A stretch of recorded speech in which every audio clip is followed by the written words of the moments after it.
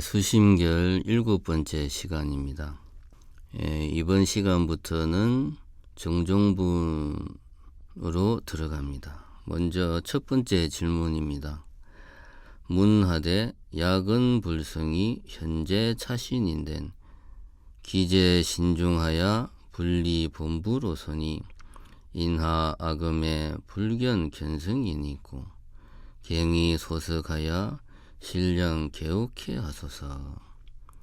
해석을 하겠습니다. 만약 불성이 현재 이 몸에 있다고 하면 이미 몸 안에 있으므로 본부를 떠날 리가 없는데 저는 어째서 지금 불성을 보지 못합니까? 다시 잘 해석해서 나로 하여금 속속들이 깨닫도록 하여 주십시오. 해설을 하겠습니다. 앞 시간까지 수심결의 서분에 대해서 살펴봤습니다. 서분은 서론에 해당하는 것입니다.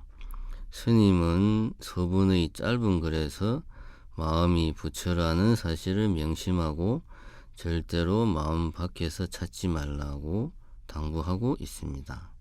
실상은 나눌 수 없는 것이며 결코 마음 밖에 있지 않습니다. 실상의 이치를 제대로 아는 지혜는 곧 자기 마음이 부처임을 자각하는 것입니다. 본래 마음은 더럽지도 깨끗하지도 않습니다. 본래 깨끗하다는 것은 물들지 않았다는 의미입니다. 본래 마음이 원만하고 깨끗한 것을 알면 망령된 생각은 스스로 사라질 것입니다. 방 안의 어둠을 몰아내기 위해서 아무리 열심히 쓸고 닦아봐야 방 안의 어둠은 사라지지 않습니다. 그러나 불을 켜면 어둠은 한순간에 저절로 사라집니다.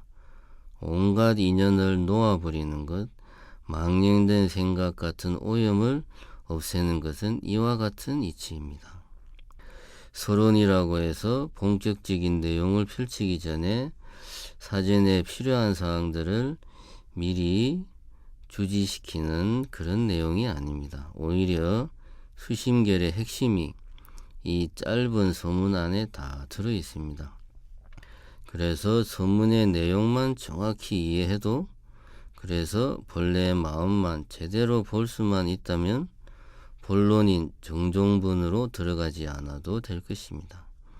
그러나 온갖 인연에 끄달리며 번뇌망상에 눈이 먼 중생들은 서분에서 보여주신 그런 핵심만으로 곧바로 깨치지 못하기 때문에 다시 한 번 더 상세하게 하나하나 정종분에서 짚어가며 설명하고 있는 것입니다. 지금부터는 본론에 해당하는 정종분입니다. 정종분은 모두 9개의 질문과 답으로 이루어져 있습니다. 많은 경전들은 묻고 답하는 형식을 가지고 있습니다. 요즘에도 알기 쉽게 설명하기 위해서 자주 택하는 방식입니다. 불성은 본래 중생에게 갖추어진 부처가 될 수 있는 근본 성품을 말합니다. 말하자면 누구나 부처가 될 자격을 이미 갖추고 있다 라는 의미입니다. 이 불성의 의미만 정확히 이해해도 불교의 핵심 교리를 다 이해한 것이나 마찬가지입니다. 불성은 열애장이라는 말로도 쓰이는데 이 말은 열애가 될 자질을 숨기고 있다는 뜻입니다. 흔히 불성론을 영원불멸한 그런 영적인 존재가 내재하는 것으로 이해하기도 합니다마는 열애장 사상은 그래서 가끔 불교가 아니다 라는 주장이 나오기도 합니다. 그러나 서분에서 단지 망령된 생각만 버리면 곧 그대로가 부처라고 했습니다. 서분에서 마음이 곧 부처이며 마음은 본래 원만하고 깨끗하다는 것을 분명하게 밝히고 있습니다. 첫 번째 질문의 불성 역시 마음이 아닌 별도의 다른 어떤 존재로 생각해서는 안 됩니다.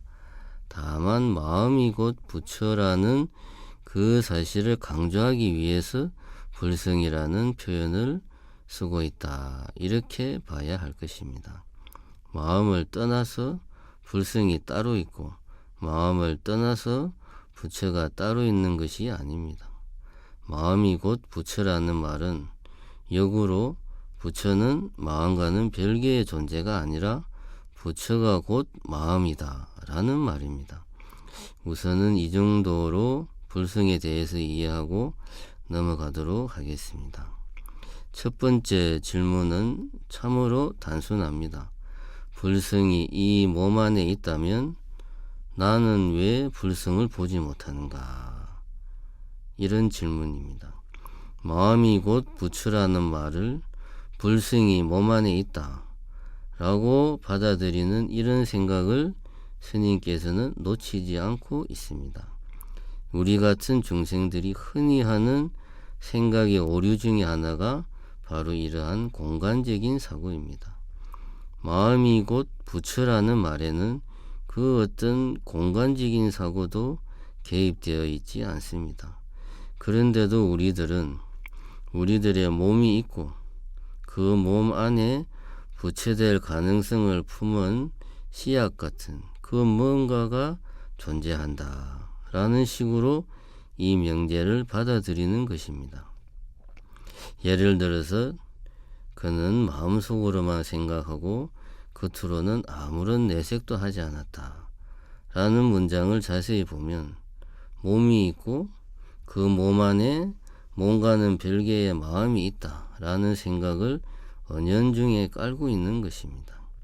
이렇듯 우리는 스스로 의식하지도 못하는 사이에 공간적인 사고에 무척 익숙해져 있습니다.